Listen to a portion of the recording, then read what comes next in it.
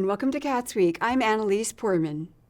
The Bloomington City Council met on December 3rd and discussed amending Title 10 of the Bloomington Municipal Code, a change that would raise septic hauler rates by nearly 300%. The adjustment is intended to align rates more closely with the actual cost of treating wastewater. Utilities Service Pre-Treatment Program Coordinator Stephen Stanford noted that Bloomington's comparatively low wastewater treatment rates attract haulers from as far away as Indianapolis and Ohio, and that the rates have not been updated in more than 25 years. Now, what does the effect look like for a typical customer who has a septic system? The EPA tells us that a system like that should be inspected every 3 years and that the tank should be pumped every 3 to 5 years. If I own a 1,000-gallon tank and I pump it every 3 years because I want to keep it working well, CBU's charge to the waste hauler is going to increase from $20.60 all the way up to $80. That's the large percent increase that I've seen in print. On an annual basis, however, as the septic system owner, I'm only paying $19.80 more a year. So it's a large percentage increase for CBU that really, in the end, doesn't add up to much for a typical septic customer. Councilmember Dave Rollo questioned why out-of-county rates would not be set higher, noting that the relatively low cost could continue to incentivize haulers from outside the county to bring wastewater to Bloomington. Zager responded that Lake Monroe, which supplies water for Bloomington's wastewater treatment plant, is located partly outside the county. She said Bloomington Utilities does not want to raise rates so high that it discourages residents within the watershed from properly maintaining and pumping their septic systems. But one of the things that our proposed rate change would do would discourage haulers from coming so far away. So 8 cents a gallon would be relatively competitive in the region, and so may discourage folks from taking a very long drive to come dump their septic waste at Dillman. During public comment, Courtney Medley from Medley Septic Service highlighted that out-of-county haulers are often in-county haulers bringing waste from surrounding counties. She says Bloomington is the local dump site. But I think it kind of got made to be more of a haulers are coming from so far away to dump, more so as it is, yes, you are the city of Bloomington, but we are also Monroe County and servicing those surrounding counties. So I just kind of wanted to clarify that for you as far as the amendment goes, that it's not just haulers coming out. It is still your local haulers that are bringing in from the surrounding counties. Councilmember Andy Ruff says the motion is implementing too high of an increase. You know, we've built an expectation, maybe inadvertently, but by charging 2 cents or however long it's been, for so long, we've sort of built a reasonable expectation amongst property and business owners that this is what the cost is. And they're making business decisions and home investment decisions based on the assumption that, you know, it may go up some. Yeah, sure, things go up, things cost more. But nobody could have reasonably, I don't think, expected this. The council decided the motion needs more work to distinguish between the different services, and the motion failed. The next Bloomington City Council meeting will be held on December 17th. The Bloomington Board of Public Works met on December 2nd. During the meeting, Public Works Director Adam Wason introduced a 2026 contract with Zephyr, a payment portal for monthly parking garage customers. He said the startup fee would be $4,000, which would cover monthly subscription and credit card transaction fees. Wason said that there would be no changes to the card readers in the garages, and system updates should not cause problems.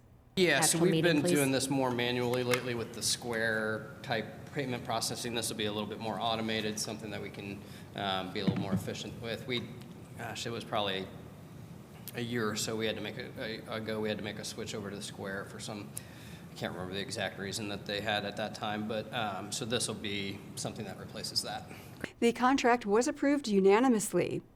Next, Wason introduced multiple contracts for paving streets in Bloomington and additionally asked for approval to repair parts of the brick sidewalks on Kirkwood Avenue. He explained that the board is planning to replace the original bricks in the sections of the sidewalks that have eroded from tree roots and usage. Wason said some areas won't be replaced because they are in good shape, and the work will be done with respect to pedestrians and property owners. They're definitely going to stage and work with the property owners on timing and things like that, but it's not necessarily that they're going to do a whole, there are some areas that they're not going to really do any work at all. There's no hazards, it's in good shape. What we did was go block by block and identify areas that we, knew needed a trip hazard removed. So it's not necessarily that they'll be doing big sections on each side of the road. The other thing we would make sure is that anytime they're working on the south side of the street in a block, that they're not working on the north side of the street for pedestrian access. So if they have to close a section, we're going to need to detour them somewhere. So coordination on this one will be quite busy, and we'll make sure we work with all those property owners. Wason said the board's original plan changed after realizing the importance of the brick sidewalks on Kirkwood Avenue. We were going to move to more of a stamped concrete look with a herringbone design brick, make it look like real brick. But then as we even thought about it more, those bricks are pretty iconic and what people think about with Kirkwood a lot. So this is a good project to maintain and continue forward, remove the trip hazards, and then over time with the community really decide what we want to do with Kirkwood.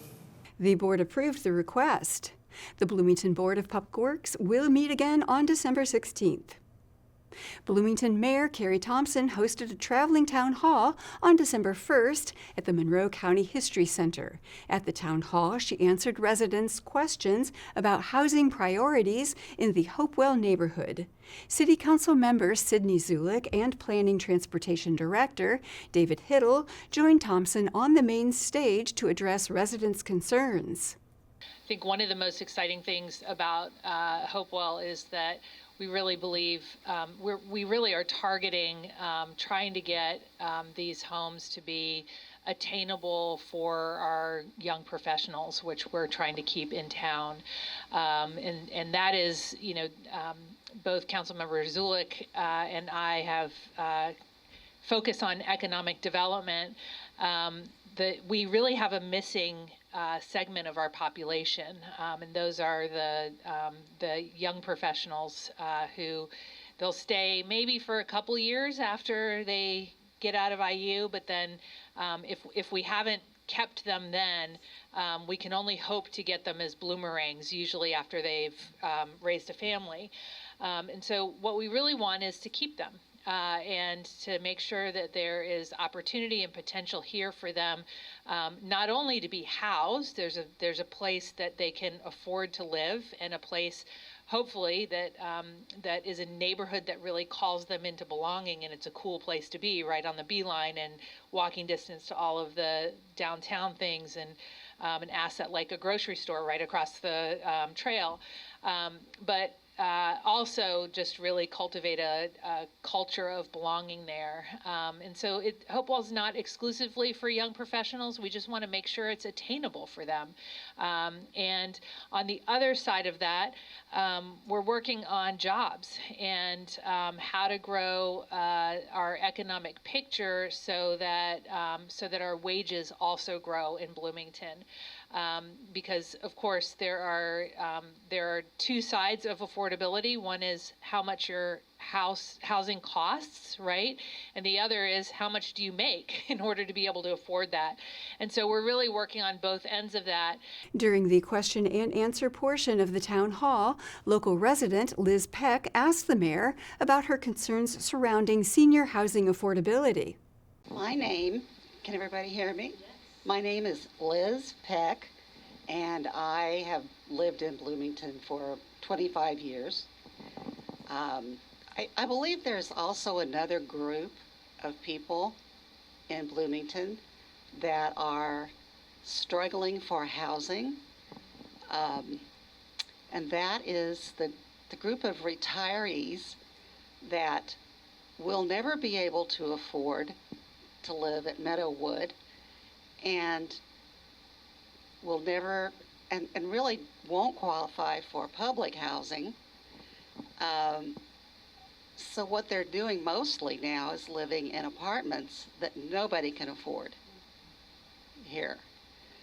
And it's really taking a toll, you know, even for people that have had houses and have sold them, and you know that money can dwindle really quickly when you're paying a couple $1,000s a month for rent. So Hopewell, my hope for Hopewell, that it will be an intentional community, which it is, that will have people at all income levels, people at all ages and professions. My ideal is to have one community after the other like that in a city, where you can get everything you need within a walking distance of maybe a mile, and to have your people that you're close with in the community. So I hope that happens at Hopewell and possibly other places. But I'd also like to know, are there any plans? I know you're doing very ambitious things, but are there any plans for nice, livable, affordable housing for seniors? Thompson addressed senior housing needs within the Hopewell plan. There will be no discrimination at Hopewell for who can buy those, and on the rental units, who can rent them, and really, I think that we have a great mix there. There are some multi-unit buildings that probably will be condos, not $2 million condos, more like $150,000 condos. And that's a ballpark. It depends on, the trim and things like that. The anticipated construction cost on the smallest owner-occupied home, which is very modest-sized house, the anticipated construction cost, last I heard, and David can correct me, is $125,000. And that's a studio. It's a 600 square foot studio, but you could buy it. And so this would be a good option. It's all on one floor. It's a good option for a senior, but it's also a great option for a younger person who wants to enter the ownership market but can't possibly afford to save for a down payment for a $250,000 house, right? And so as David said earlier, what we know about who actually lives in houses is that most of them are 1 and 2 person households. But we really don't have anything on the market that is speaking to that size household. And while many people love to have a guest room or something like that, most people really ultimately want to live close to work, and they want to live close to the resources. And so building a more modest-sized home that people can actually get into and stay in is more of our goal. So that's been the target at Hopewell. I think we probably will attract a lot of seniors there. I hope we also attract a lot of young professionals, and that it's a place that everybody in between gets to live too. One local resident asked about the time frame for the opening of the Bloomington Convention Center. Zulik said that the expansion should open its doors in June of 2027. So the time frame question is, I believe we should have doors open in June of 2027. So that at that point, there will be a 60,000 square foot expansion across the street where the former early voting site used to be, and then a 40,000 square foot, which is where the current convention center currently sits, and the remaining money will go towards repairs that are needed in that building. Mayor Thompson said that she's looking forward to the end result of the project, saying the city is currently losing tourism income now that the construction is underway. I'm really excited about the convention center because we have been turning down a lot of convention business, and many of the organizations here in town have actually outgrown the convention center for their own events. And so it's something that we both need here in town for our own organizations, nonprofits, and businesses alike that are holding meetings or fundraisers. But we also are really losing some tourist income. And we're the #2 choice in the state of Indiana for conventions. So people come into Indianapolis, they have a huge convention center. You want something very different from that experience than you would Bloomington. But Bloomington has so many reasons to come visit, and that's really attractive for conventions. And so, we think of ourselves as many different things, but I think sometimes those of us who live here forget that we are a favorite place to visit for many people in Indiana, and people love to have a reason to come here and spend several days. So we want to capture their imaginations and invite them to hang out here. To view the full town hall, you can visit catstv.net. The next traveling town hall will take place next year. The Bloomington Redevelopment Commission met on December 1st and discussed the Convention Center Host Hotel. The selected developer, Dora Hospitality, says they cannot build the required hotel without city incentives. Sustainable Development Director Jane Cooper-Smith says the host hotel is necessary because it is aligned with Bloomington's redevelopment plan. The staff and ultimately redevelopment commissioners are not entertaining this project simply because a hotelier asked us to use this property for a hotel. It's because the convention center is a pillar of our community's economic development. It will drive our economic development, much of it going forward, and a proper host hotel is critical to the success of that convention center. It was understood from the beginning that the convention center the host hotel would be needed, and that it would have to happen separately from the development of the convention center proper. But this is very much aligned with everything that we're doing in our downtown core, from Switchyard Park through Trades District up to the area surrounding Miller Showers Park. In October, the Capital Improvement Board said that there is a large funding gap in the project. To help with the funding, the Redevelopment Commission considered supporting a resolution to provide the hotel land at lower than market value. Commissioner Dana Kerr explained that the resolution could ensure desired hotel quality. Because of the gap in the quality of what is wanted by the CIB, and the community for the host hotel, I would say, is you're not going to get that quality unless there is some incentives available, because the developer can't make up that kind of expenditure in an amount of time that they'd be running in the red for a long period of time. And you're not going to find a hotelier that wants to run in the red. Executive Director Anna Killian Hansen explained that unlike Posh or the Trades District Hotel, the host hotel must be larger, more regulated, and less profitable because it is designed to support the convention center. This presents a financial gap that the private market cannot cover on its own. There is still a substantial gap that we can't fill. We have looked to other partners to see if anything else is on the table. We have explored every option possible, and we're hitting dead ends.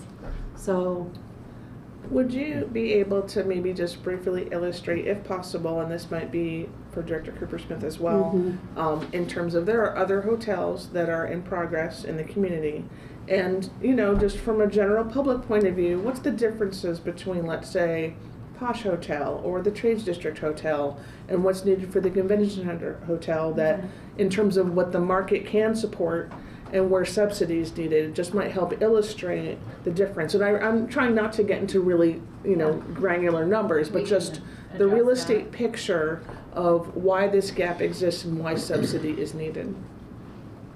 Well, construction right now is expensive, period, and it's only going up. So that's just the market the way that it is. But I think one of the bigger differences between both of those hotels has to do with no parking garage. So the Trades District Hotel is going in without subsidy, but there'll be leasing spaces from the Trades District Garage where there's availability, and so that's saving $20 million of investment. So it's not a direct subsidy, but it's effectively supporting the project. During public comment, City Council member Isabel Piedmont Smith said that the council does not want any taxpayer money other than the food and beverage tax going towards the hotel. Because there are many more important and urgent community needs than a hotel for the convention center. That's 8 out of 9 council members. The commission voted to table the resolution to allow more public transparency. It will be voted on the next meeting on December 15th. The Monroe County Board of Commissioners met on December 4th. During the meeting, advocates for the unhoused expressed outrage over the county's recent evictions of at least 2 encampments in the winter cold. Local resident Shelby Porteroff criticized the county's decision to close encampments and urged the commissioners to hold off evictions until the spring. I'm here today to talk about the evictions that are happening at several of the unhoused encampments around Bloomington set for Monday, December 8th, which is, as I'm sure you all are familiar, right in the dead of winter. So I first wanted to just say that I really appreciated some of the lines in your statement where you affirmed your commitment to protect all citizens and for all folks in Bloomington and Monroe County to live peacefully and without fear. And so it's with those lines that I ask you, although this is not on the agenda, to use the Monroe County Code 2571 to consider staying these evictions until the spring. I understand that this is a complicated and nuanced issue, and however, I encourage all of you who I'm sure have been in Bloomington for a long time to recall what happened in 2020 when Mayor Hamilton's administration, without any correspondence to communities outside of Bloomington Police Department and the mayor's office, despite CDC encouragement to leave encampments in place, evicted the communities of Seminary Square. And on Christmas Eve, one of our long-term unhoused community members froze to death. The folks who are in these encampments have their materials in place and solidified in place for them to survive the winter. Right now, we do not have enough volunteers for our emergency shelters to open overnight, and the few shelters that we have that are year-round are completely full. The folks who are here today go out to these community members regularly to support them and check in on them. And if you have not been to an unhoused encampment in the woods on your own, it's not what you expect. Yeah, there's trash. I'm not gonna lie and pretend that there isn't. There are also not resources for these folks to clean up their messes. Dumping is illegal. If they throw things in dumpsters, they get in trouble. They don't have cars, they don't have trash cans, they don't have municipal services to pick up their waste. But what's also out there is an attempt to make a home. If you have ever been to an encampment in the woods, what you will see is community spaces. You will see areas that are sequestered off specifically for restroom use. And you won't find needles loosely scattered like you think that you will. Any of those preconceived notions that you have are not the reality on the ground. They're humans too. They're not evil. They're people who are having a really hard time, and as community members, it's our responsibility to step up and care for those closest to us. Resident Ed Doss made an emotional plea to the commissioners to pause evictions during the cold weather. The majority of us in this room see this for what it is. If this policy passes, we see it as state-sanctioned murder. What you are choosing to do is force people to uproot their livelihoods, leave whatever comfort that they have been able to build for themselves, whatever warmth that they have been able to gather through the most adverse conditions, and either reset up, which is going to cause people to die in the process, as well as cause people to die when they get evicted over and over and over again through winter, as we see. So once again, we implore you to add this to the agenda and to put a stay on this until the spring. Commissioners Administrator Angela Purdy explained the process behind these types of evictions. We have a process in which once we are made noticed of an encampment, we reach out to the sheriff's office, we reach out to HealthNet, and we reach out to the, in this instance, as this is in the city SROs. And when staff went out on December 1st to give notice of the requirement to leave. They were provided with information. HealthNet and the SROs have been going out daily and meeting with these people, trying to get them into shelter. There is shelter available. We have confirmed that. HealthNet has confirmed that. They advise that they don't want to take that particular option. So that's where we're at this point in time. We take personal belongings that are left when we do go for the cleanup, and we hold on to those for 1 week's time. And then they can come and make arrangements to pick those up. That information was also provided to the people who are on the property. Resident Maria Bull warned the commissioners that evicting people experiencing homelessness in the cold weather only exacerbates the issue. I think that this council should move the eviction date into the spring when it is warmer out, because it is the dead of winter. It is very cold. Even I, as an IU student, am freezing out there. And these people that have less of resources than I do and don't have an option to go into a warm building when they need it, need help and should be evicted in the spring. Honestly, I don't think they should be evicted at all, but we will compromise on that. Commissioner Julie Thomas thanked the public commenters for attending, but added that this is a complex issue with many factors to consider. The next commissioners' meeting will take place on December 11th. And that is all for CATSweek. Thank you for joining us. For CATS and WFHB, I'm Annalise Poorman.